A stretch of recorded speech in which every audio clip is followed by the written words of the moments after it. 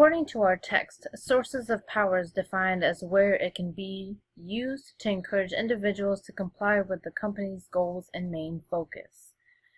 Coercive power is where one has a direct relationship between the employee and the individual of power. For instance, if an individual of power, such as the boss, coerces the employee to do written prescriptions for them, shows a sign of abuse of power.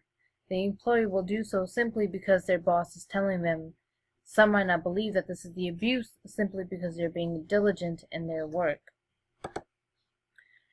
Another source of power is legitimate power. Legitimate power is where other influences are implemented. For instance, authority, cultural, and social norms all play a big part in this type of power. In some cultures, it is common for men to be of higher power. They are looked at as respectable. Oftentimes, employees may look at these men of higher power and basically not refute what they say or what they do because they know it all.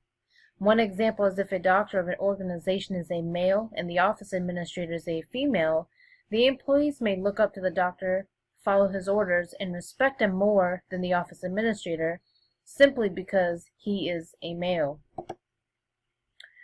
Referent power is where the individual of power who has charisma tends to be more relatable with the employees. For instance, they can have more of a positive influence with the employees because they can feel comfortable working with them without feeling scared. They become more personable. The individual of power tends to influence these employees a little bit more.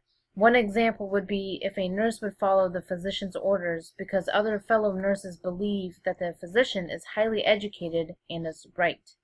Therefore, the nurse without question listens to the physician without feeling like she has to. This is where the employees have a perception of knowledge that their boss or higher ranking has more knowledge and are reputable. This is considered expert power. One example of this would be if an employee was making a mistake, whether it be a nurse mistreating a patient.